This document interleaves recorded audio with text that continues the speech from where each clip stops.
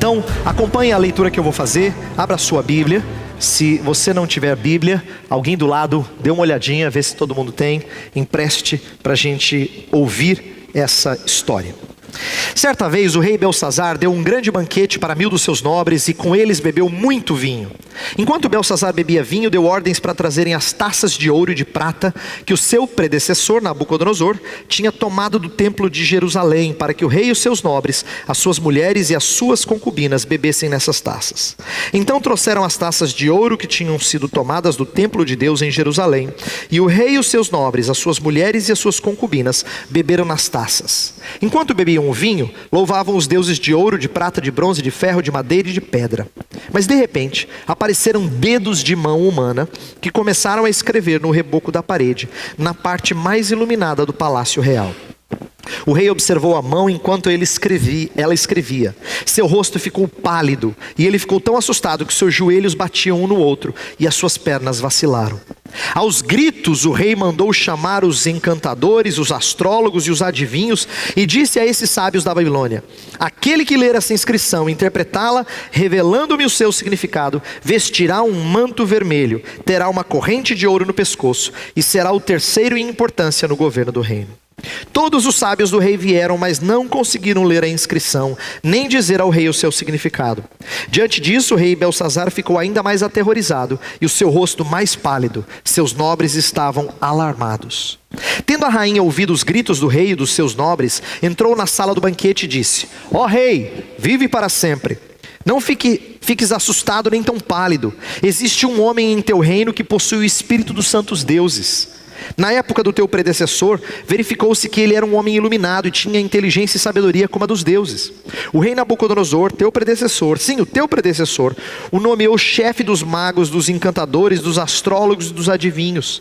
Verificou-se que esse homem Daniel, a quem o rei dera o nome de Beltesazar, tinha inteligência extraordinária e também a capacidade de interpretar sonhos e resolver enigmas e mistérios. Manda chamar Daniel e ele te dará o significado da escrita. Assim, Daniel foi levado à presença do rei, que lhe disse: você é Daniel, um dos exilados de meu pai, o rei, que trouxe de Judá? Soube que o espírito dos deuses está em você, e que você é um iluminado e que tem inteligência e uma sabedoria fora do comum. Trouxeram os sábios e os encantadores à minha presença, para lerem essa inscrição e me dizerem o seu significado, porém eles não o conseguiram. Mas eu soube que você é capaz de dar interpretações e de resolver mistérios. Se você puder ler essa inscrição e dizer-me o que significa, você será vestido com um manto vermelho e terá uma corrente de ouro no pescoço e será o terceiro em importância no governo do reino. Então Daniel respondeu ao rei: podes guardar os teus presentes para ti mesmo e dar as tuas recompensas a algum outro? No entanto, lerei a inscrição para o rei e lhe direi o seu significado. Ó rei, foi a Nabucodonosor, teu predecessor, que o Deus Altíssimo deu soberania, grandeza, glória e majestade. Devido à alta posição que Deus lhe concedeu, homens de todas as nações, povos e línguas tremiam diante dele e o temiam. A quem o rei queria matar, matava. A quem queria poupar, poupava. A quem queria promover, promovia. E a quem queria humilhar, humilhava. No entanto, quando seu coração se tornou arrogante e endurecido por causa do orgulho, ele foi deposto de seu trono real e despojado da sua glória.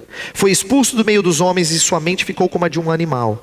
Passou a viver com os jumentos selvagens e a comer capim como os bois. E o seu corpo se molhava com o orvalho do céu, até reconhecer que o Deus Altíssimo domina sobre os reinos dos homens e coloca no poder a quem ele quer. Mas tu, Belsazar, seu sucessor, não te humilhaste, embora soubesses de tudo isso. Ao contrário, te exaltaste acima do Senhor dos céus, mandaste trazer as taças do templo do Senhor, para que nelas bebessem tu, os teus nobres, as tuas mulheres e as tuas concubinas. Louvaste os deuses de prata, de ouro, de bronze, de ferro, de madeira e de pedra, que não podem ver, nem ouvir, nem entender. Mas não glorificaste o Deus que sustenta em suas mãos a tua vida e todos os teus caminhos. Por isso ele enviou a mão que escreveu as palavras da inscrição. Esta é a inscrição que foi feita: Mene, Mene, Tekel, Parsim. E este é o significado dessas palavras. Mene, Deus contou os dias do teu reinado e determinou o seu fim. Tekel, foste pesado na balança e achado em falta. Pérez, teu reino foi dividido e entregue aos medos e persas. Então, por ordem de Belsazar, vestiram Daniel com um manto vermelho, puseram-lhe uma corrente de ouro no pescoço e o proclamaram o terceiro em importância no governo do reino. Naquela mesma noite, Belsazar, rei dos babilônios, foi morto, e Dario, o Medo, apoderou-se do reino com a idade de 62 anos. Vamos lá, vamos, crianças, atenção para a história que o pastor vai contar bem rapidamente. 3 cenas importantes ajudam a gente a entender essa história. A primeira é que começa numa festa. Essa imagem está um pouco escura, mas é um quadro da festa que havia lá na Babilônia. E eu quero explicar para as crianças uma coisa sobre festa, porque as crianças sabem muito bem de festa, assim como os adultos. Normalmente em festa a gente não se preocupa com nada, a gente até esquece de comer, não é verdade? Não é verdade que quando o pai e a mãe falam assim, ó, tá na hora de ir embora, você fala assim, mas eu nem comi, né? O que isso mostra das crianças? E não pensa que é só das crianças não, dos adultos também. Festa costuma tirar as nossas preocupações. Ela é feita para tirar a nossa cabeça das preocupações. A gente faz o que a gente gosta na festa. Normalmente festa a gente faz o que a gente gosta e às vezes até o que não deve. Bem, ele estava no meio da festa e Deus resolve parar aquela festa. Ele traz uma escrita na parede. Dedos de mão humana, diz o texto, começam a escrever na parede. Mene, mene, tekel, parsim. E essas 4 palavras param a festa. Porque o rei fica tão assustado que a Bíblia diz que ele começou a tremer. E até ficou fraco nas pernas, de tanto medo que ele teve. Essas 4 palavras, ninguém sabia explicar. Na verdade, ninguém sabia sequer ler, elas não faziam sentido. Então, ele chamou as pessoas mais inteligentes do seu reino e disse assim, o que está dizendo aí? Me explica e eu vou dar um prêmio para vocês. Eu vou fazer vocês muito importantes no reino. O terceiro do reino. E aí, ninguém conseguiu. Ninguém conseguiu. E o rei ficou mais amedrontado ainda. Não é possível que algo tão diferente, tão extraordinário aconteceu e eu não vou saber o que significa. Ele sabia que era uma mensagem para ele. Ele tem essa impressão de que ele tinha que saber o que estava se passando ali. Mas aí a rainha entra e fala assim, pera. Tem um homem no seu reino que pode ajudar. Ele tem o espírito dos deuses. Essa é a linguagem que ele usava. Ele tem algum conhecimento especial. Ele pode ler, o nome dele é Daniel. Chama porque ele já fez isso com Nabucodonosor, que foi um rei que veio antes. Chama Daniel. Chamaram Daniel. Aí veio Daniel explicar. E quando Daniel veio, aqui está um desenho mais fácil de enxergar. Quando Daniel veio explicar para o rei ofereceu para ele algumas coisas. Eu vou te dar um monte de presentes se você me explicar. Daniel falou assim, eu não quero os presentes, pode ficar para o senhor. O que eu quero é falar para o senhor o que significa. E ele diz, essas 4 palavras significam que os seus dias foram contados e terminaram.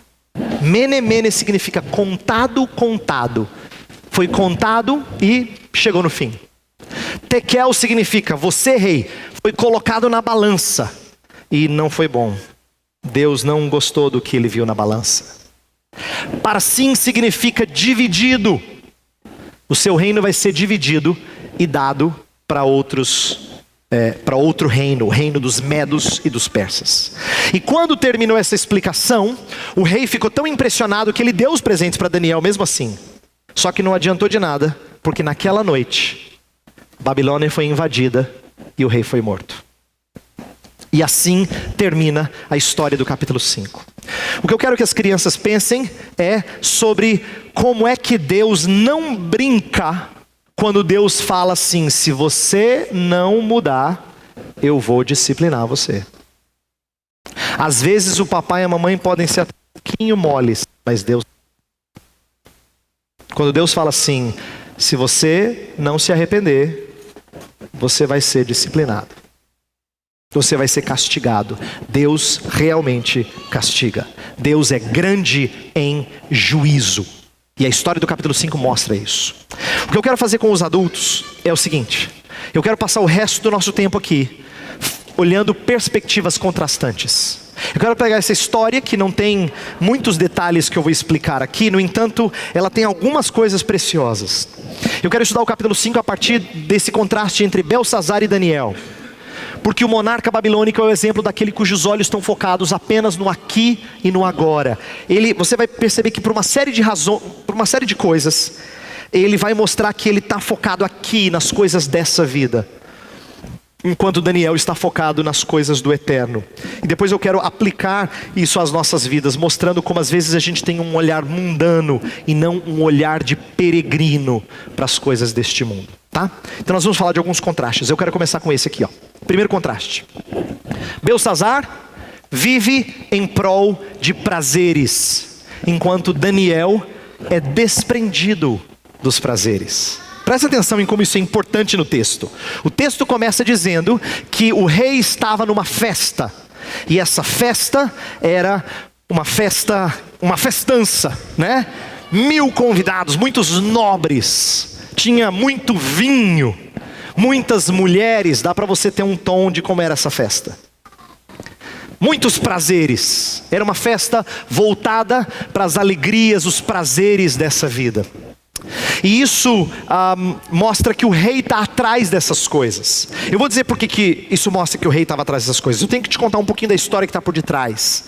Os historiadores que escreveram a história da Babilônia, que não estão registrados na Bíblia, os historiadores contemporâneos daquela época, eles disseram que Ciro já tinha cercado a Babilônia. Só que a Babilônia, ela estava despreocupada. E na sua despreocupação, ela curte os prazeres dessa vida, mesmo estando cercada por perigos. Eu vou explicar um pouquinho mais em que sentido ela é despreocupada. Mas eu quero que você saiba que há um perigo iminente de ser conquistada, e no entanto, ela quer curtir os prazeres dessa vida. Isso que a gente vê em Belsazar é próprio de quem vive pensando no aqui e no agora. Enquanto que Daniel não. Daniel é aquele que está preocupado com as coisas do eterno. Por quê? Quando lhe é oferecido os prêmios e ser o terceiro do reino, você precisa entender por que ele foi oferecido ser o terceiro do reino. Antes, na história de Nabucodonosor diz para ele assim: você será o segundo do reino. Mas Belsazar não era o maior da Babilônia. Na verdade, Nabônidos era o rei, e ele estava numa outra cidade e havia colocado Belsazar, que provavelmente era o seu filho, como chefe no comando lá na cidade da Babilônia. Então, como ele era só o segundo do reino, é por isso que ele só pode oferecer o terceiro posto. É o mais alto que ele tinha disponível. É por isso que ele oferece para Daniel, e no caso antes para os sábios da Babilônia, a ideia de ser o terceiro. Eu quero que você agora atente para algo importante. Daniel, ele já se passou um bom tempo desde o reinado de Nabucodonosor. Quase 25 anos quando essa história acontece. E você não sabe praticamente nada que aconteceu com Daniel nesses 25 anos. A gente deduz que Daniel provavelmente foi escanteado depois que Nabucodonosor morreu. E cerca de 25 anos depois da morte de Nabucodonosor, ninguém nem sabe direito de Daniel. Porque na hora que a escrita está lá e eles não sabem ler, a rainha mãe, aquela rainha provavelmente era a mãe de Belsazar, ela que era mais velha e conhecia a história de Nabucodonosor melhor, falou assim: olha, tem um que interpreta, ele é bom. Mas Belsazar parece nunca ter conhecido ele, porque ele chama Daniel para estar na sua presença. O que isso mostra? Presta atenção. Daniel é um homem que teve tudo na Babilônia. Ele era o segundo, só abaixo de Nabucodonosor. E por cerca de 25 anos, ele foi escanteado. Agora ele tem a oportunidade de ter tudo de volta. E ele diz: não quero. Não quero. Fica para você. Eu não quero. Se ele diz essas coisas, é sinal de que ele estava com seus olhos focados não nos prazeres transitórios dessa vida. E eu quero chamar a atenção desse aspecto e começar focando nele por causa de uma filosofia comum há muito tempo. Desde os filósofos gregos chamados epicuristas, aqueles que viviam em busca do prazer, o que a gente chama de hedonismo, existe essa frase, essa expressão, carpe diem, que significa curta a vida, aproveite o dia. Literalmente significa aproveite o dia, curta a vida. Esse é o espírito de pessoas que estão atrás de aventuras, de prazeres, de alegria. Você vai dizer assim, pastor, mas não é verdade que todo mundo quer alegria, felicidade, quer fugir do sofrimento? Mas veja a diferença. O que eu quero contrastar aqui? Todas as pessoas estão em busca de prazer e felicidade e ao mesmo tempo evitando dor e sofrimento. Isso é natural. O problema é que quando perdem a perspectiva do eterno, de vida após a morte, raciocinam que precisam aproveitar a vida ao máximo, pois ela é curta. Presta atenção em como as pessoas costumam dar esse tipo de conselho. Curta a vida, ela é muito curta. Aproveite a vida, ela é muito curta. A ideia é que você tem um tempinho aqui, depois você não sabe o que vai acontecer. Então curta aqui. Curta agora. Aproveite. Esse espírito do carpe diem, de aproveite a vida, ele tem sido impulsionado por várias coisas ao nosso redor. Várias coisas ao nosso redor. Presta atenção na indústria de diversão. O que os filmes colocam? A ideia de você aproveitar a vida. Na minha época de adolescente, os mais velhos vão lembrar, tinha um filme que chamava assim, Curtindo a Vida Adoidado. Todo mundo lembra. E todo mundo achava o máximo esse filme. Por quê? Porque a ideia é, curta a vida, aproveite. Você tem que fazer isso. A vida é curta. Então, viva e não tenha vergonha de ser feliz. As pessoas falam umas frases desse tipo assim. Não tenha vergonha de ser feliz. Quem tem vergonha de ser feliz? Ser feliz não é nada vergonhoso, mas significa faça o que for necessário, mesmo que você tenha que quebrar paradigmas para você atingir o seu prazer e a sua felicidade. Esse espírito está em coisas ao seu dispor. As propagandas são sobre o quê? São sobre aquilo que te deixa feliz. É por isso que a gente foca no turismo, nos parques, nos restaurantes, nos filmes, nas coisas que nos dão prazer, que atraem os nossos sentidos em alguma maneira. É isso que a gente curte. Essa indústria da diversão, ela faz rios de dinheiro. Festas e outras coisas mais movem rios de dinheiro. E a gente não hesita em gastar dinheiro com essas coisas, porque a gente as considera importantes. Presta atenção em quanto dinheiro nós economizamos para casar alguém ou para tirar férias. E nós não consideramos isso dinheiro mal investido. Todo mundo faz. Porque nós damos muito valor à indústria da diversão.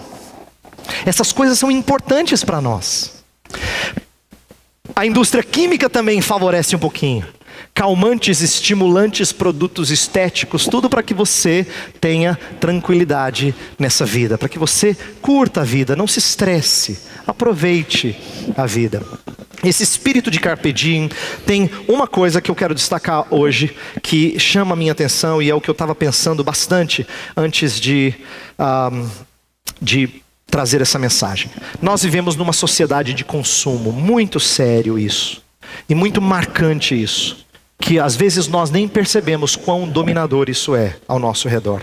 Veja como a gente é cercado de marketing. Milhares de propagandas em busca de nossos 5 sentidos. Televisão, rádio, internet, revista, outdoor, tudo tem a ver com venda. Quase, assim, você percebe como é raro quando aparece alguma propaganda na televisão e não é produto? Você fala, nossa, que estranho, do que era o produto? Eu nem peguei. Não era, mas é coisa rara. Quase nunca aparece. Porque nós vivemos numa sociedade cercada por venda, por consumismo. Prometem felicidade e segurança. Querem trazer esse senso de alegria, de que você está satisfeito. Um autor que eu li, ele fala assim que, curiosamente, o consumismo sabe que o que pega são os seus sentidos. Você é uma pessoa sensível. Então se mexe com o seu tato. Pode ser alguma coisa que você goste de experimentar. Então é o seu paladar. Pode ser alguma coisa que você gosta de ver. Pode ser alguma coisa que você gosta de sentir. E veja, isso aqui atinge todo mundo. Porque de repente você fala assim, pastor, eu não ligo para viagem. Mas você pode não ligar para algum dos sentidos. Talvez, mas para outro você liga. Tem coisas que a gente curte. Você curte o conforto daquele travesseiro melhor, daquela praia linda, daquela comida ou bebida saborosa. Essas coisas nos atraem. E a gente é capaz de gastar um dinheiro a mais para ter um pouquinho de prazer. Porque nós entendemos que essas coisas nos trazem, pelo menos em alguma medida, alegria e segurança, um senso de satisfação. Mas um autor que eu li chamado John Benton, ele falou assim: eu tenho uma coisa pior no consumismo. Não é só poder comprar, é poder escolher que fascina. Nós estamos num tempo que é diferente de gerações passadas, em que a gente tem opções e a gente gosta e fica tão mal acostumado, que se você não chega no supermercado e não tem 35 opções de sabonete para você escolher, você se frustra. Nossa, que fraquinho, né? Você viu? Não tinha quase nada de opção. Você está acostumado com uma variedade enorme de coisas para você escolher. É bom isso. Você chega no restaurante e tem um cardápio de uma página, você fala: nossa, só? Porque a gente gosta do poder de escolha. Poder de escolha é fascinante. Nós somos a geração dos supermercados e shopping centers. Quanto mais opções, melhor. E tudo isso num espírito bem imediatista. Fast food, crédito imediato. Tudo isso é... Por quê? Porque o que importa é tudo agora. É agora que conta. É assim que as pessoas vendem. Você compra agora e paga depois. Olha que alegria. Isso aí é tudo que a pessoa quer. Eu posso curtir agora? Eu tenho crédito para pagar depois? Então é isso. Porque sempre pensam no agora. É impressionante como isso nos domina. E eu estou falando isso porque isso não domina só quem é demasiadamente descontrolado. Isso domina gente como você e eu, que sempre compramos roupa a mais, que sempre gastamos demais em coisas de diversão, que sempre vamos um pouco além do que precisaria. Todos sempre fazemos isso. Sempre. Todos nós. Nós não vivemos com aquilo que é estritamente necessário. E eu estou dizendo isso porque mais tarde eu vou dizer que não é que nós não possamos desfrutar de prazer algum, mas é que infelizmente a gente busca essas coisas com apego, com afinco, porque nós não temos contentamento. Eu estava relendo um capítulo que já foi estudado aqui nas duas classes do Tim Keller, do Falsos Deuses, e ele fala uma coisa interessante. Ele diz assim: olha, você já percebeu como tem certos pecados que todo mundo reconhece? Ou que tem alguma fraqueza? Quando ele estava dando um estudo sobre os 7 pecados capitais, ele falou assim, muita gente chegava para mim e falava assim: pastor, eu tenho dificuldade com lascívia, essa é uma área que eu tenho fraqueza. Outro falava assim: eu tenho dificuldade com orgulho, tenho dificuldades com ira. Muita gente reconhece isso. Mas ele falou assim, nunca ninguém chegou para mim e falou assim: pastor, eu tenho um problema enorme com ganância. Sou uma pessoa tão avarenta, gasto tanto dinheiro comigo. A gente nunca tem a impressão de que gasta dinheiro demais consigo. Nunca. Não a ponto de dizer: eu estou muito triste por ter acabado de comprar algo para mim. Então por que ele disse isso? Ele falou assim, e curiosamente, Jesus falou mais de ganância do que de sexo. Talvez para alertar-nos que é um perigo mais desapercebido em nosso meio, mas não notado no nosso meio. Portanto, ganância não é só daqueles que são ricos. Ele fala assim, inclusive a gente se engana, sabe por quê? A gente chega num certo estágio da vida que você consegue colocar os seus filhos naquela escola, você consegue comprar aquela casa e morar naquela vizinhança, e você sempre é cercado de gente que tem mais. Então nunca parece que você quer mais do que os outros, porque você se compara a quem está ao seu redor. Você não parece ganancioso. Tem gente que tem mais. Nossa, eles é que vão atrás de dinheiro, eu não. Graças a Deus eu só estou buscando aquilo que é necessário. A gente sempre argumenta assim. E ganância, avareza, nunca parece ser um problema nosso. No entanto, Paulo falou assim, olha, tendo que comer o que vestir, estejamos contentes. E ele ensina que o remédio para vencer esse tipo de luta por prazeres transitórios, esse espírito consumista, está na graça do contentamento que só o poder de Cristo pode conceder. Quando Paulo falou que ele estava em prisões, mas que ele não estava triste, ele diz assim, eu aprendi a viver contente em toda e qualquer situação. Eu sei o que é ter bastante e não ter nada, e não tem problema. Não é verdade que eu já fui uma vez rico e agora eu não consigo viver na pobreza. Não tem problema, eu posso ter e não ter. Ele foi um homem que já teve privilégios enormes e já foi surrado, passou fome. É estranho a gente pensar que um homem como o apóstolo Paulo teria que passar fome, mas ele fala, eu passei fome.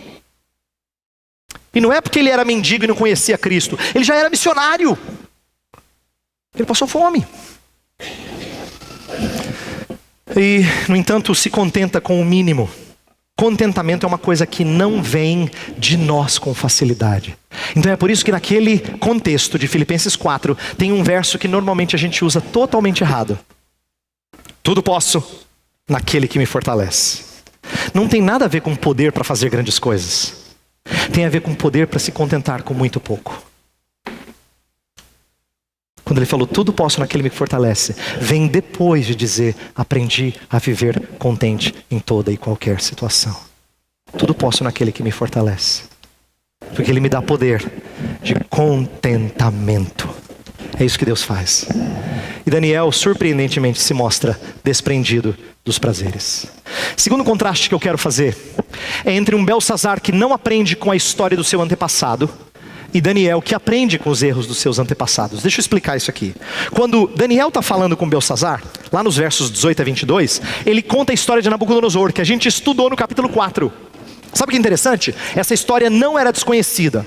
Belsazar poderia até não conhecer Daniel, mas ele sabia a história do seu antepassado.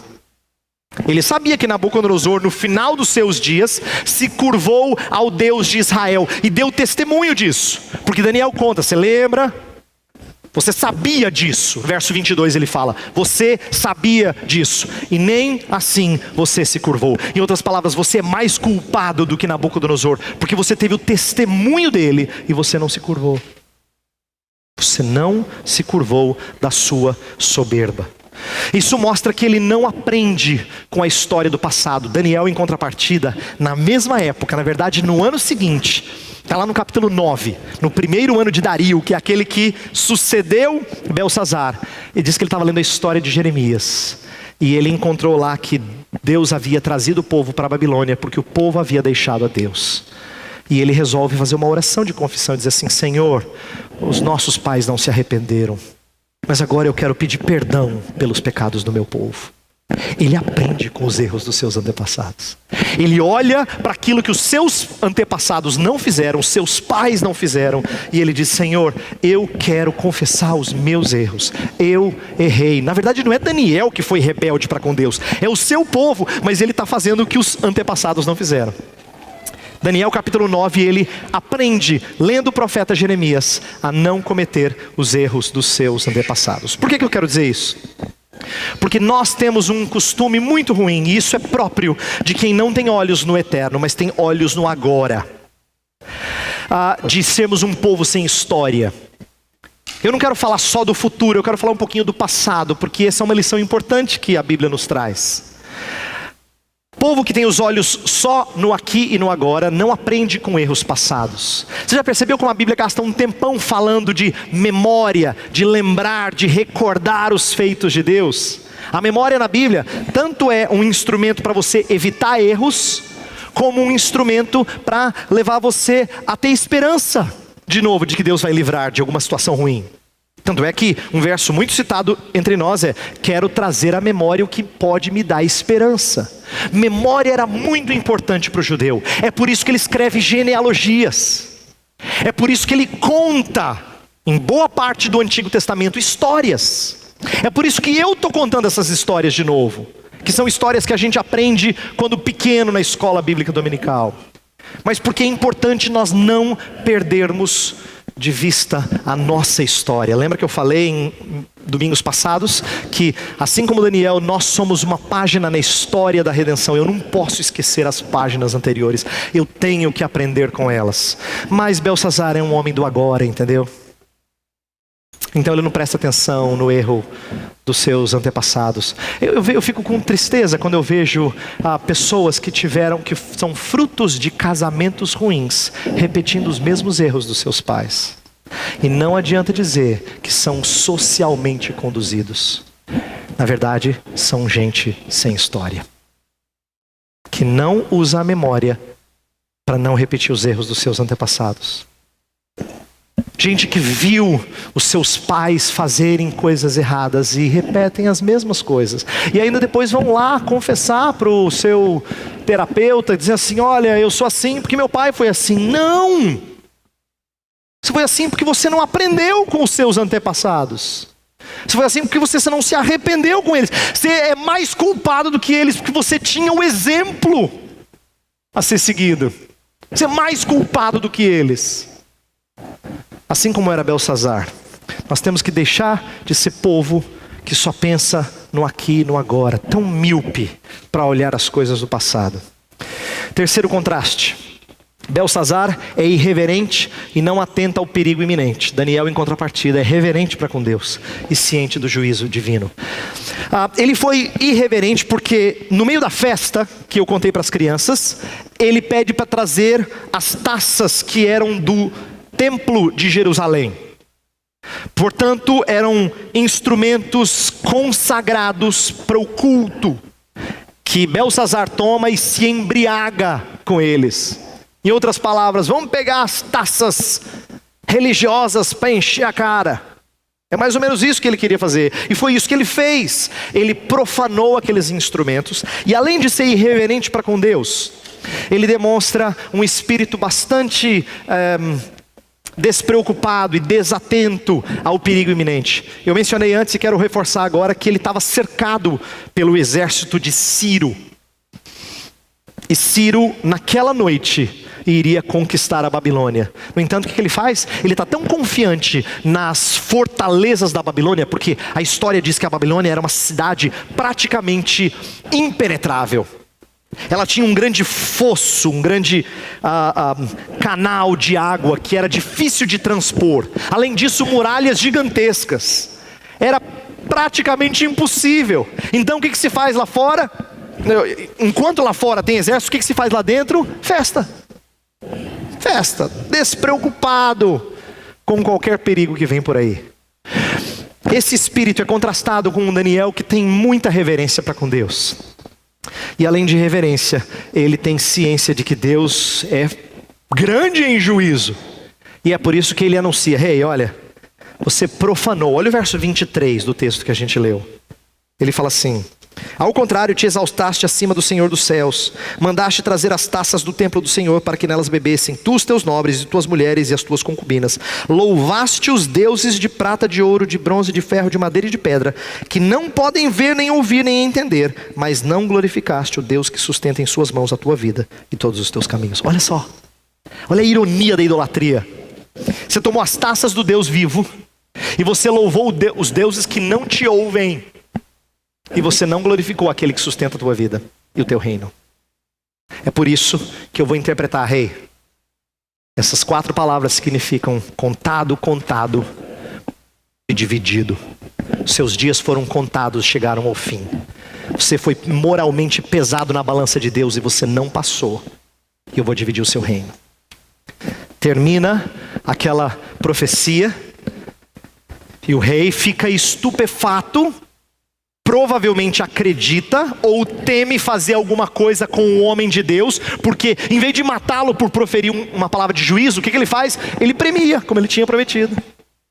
Mas nós não vemos nenhum sinal de arrependimento, por isso o juízo vem. Naquela noite, os medo-persas tomaram a Babilônia e ali acabou um império de grandes glórias. Eu quero que você atente um pouquinho para isso, para essa ideia de profanação. Eu quero que você pense sobre como às vezes nós tomamos em vão as coisas de Deus. Eu preciso explicar brevemente o que isso significa. Eu não estou falando de usar a palavra Deus indevidamente, somente, como alguns de nós aprendemos. Isso pode ser ruim, mas tomar o nome de Deus em vão é muito mais do que isso.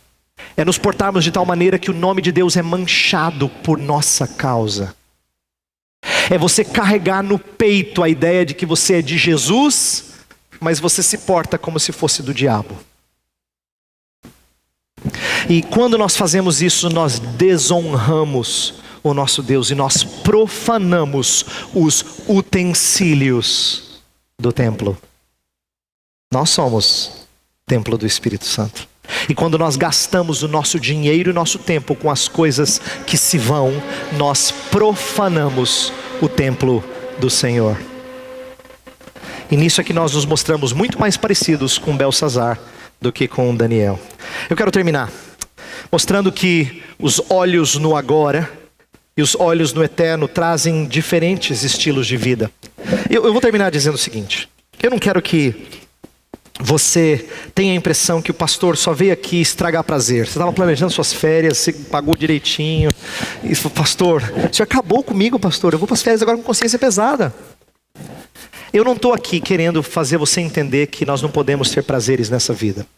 Até porque eu preciso lembrar você que o único homem santíssimo que pisou nesta terra, era um homem que ia para festas, que comia e bebia em banquetes, a tal ponto que chamaram ele de glutão e beberrão. Essa era a fama que Jesus tinha. Jesus é um glutão e um beberrão, também só está em festa. Nosso Salvador não entendeu como errôneo o participar de coisas prazerosas nessa vida. Ele até entendeu que fazia parte da alegria da sua vida agradecer a Deus por essas coisas. O problema é quando o nosso coração se deixa tomar por elas. E é isso que eu estou querendo fazer você entender. Veja só, não precisamos ser estraga prazeres. Você não precisa chegar para alguém que acabou de comprar alguma coisa e dizer assim: gastou o que não precisava, né? Não há nada de recomendável na vida ascética. Inclusive a expressão de louvor, o curtirmos as delícias desta vida, reconhecendo que elas vêm do Senhor.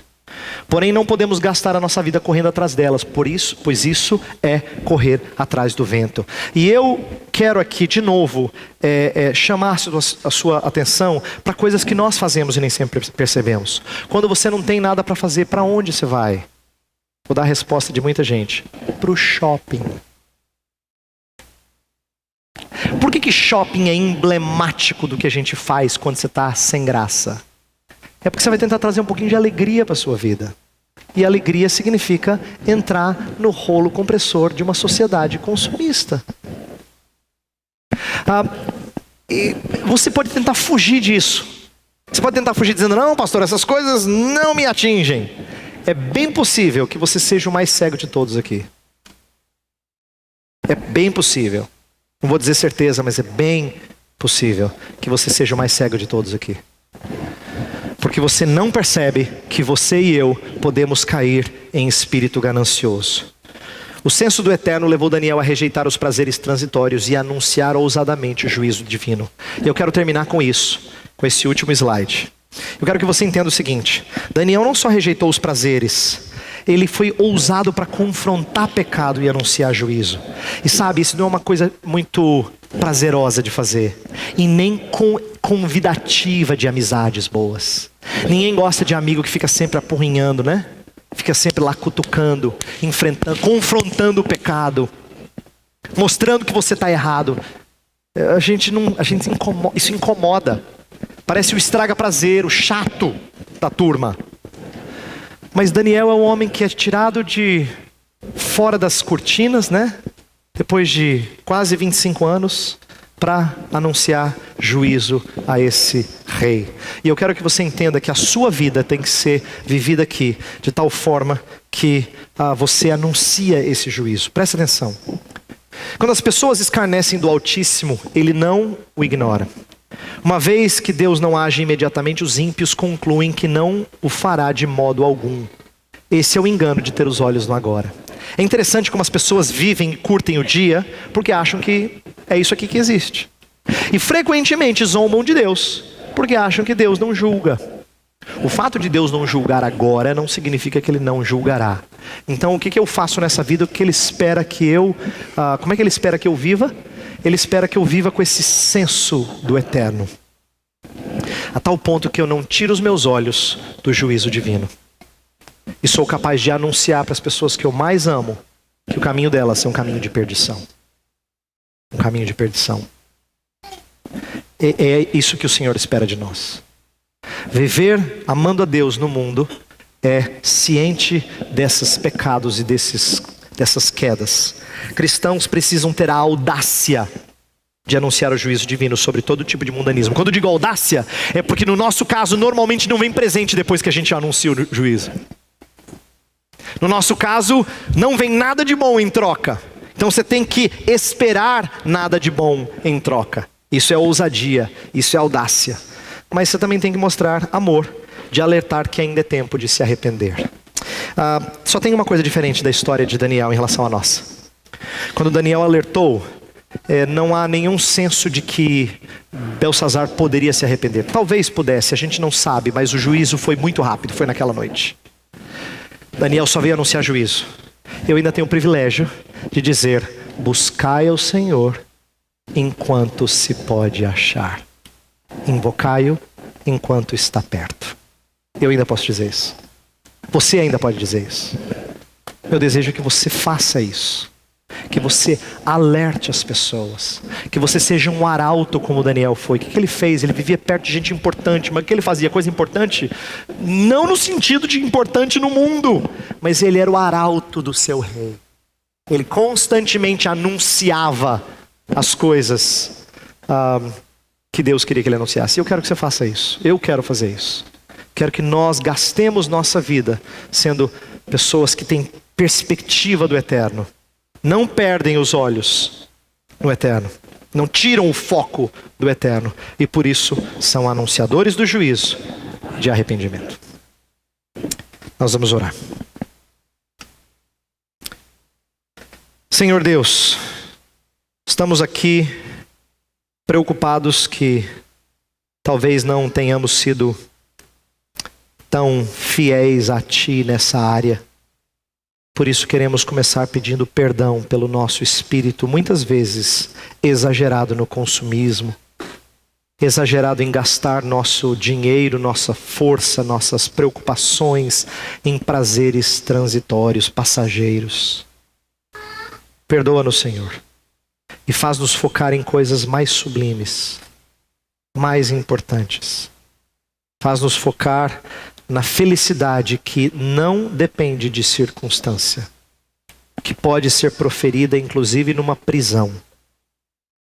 Ó Pai, ensina-nos a nos alegrar em Ti, sempre.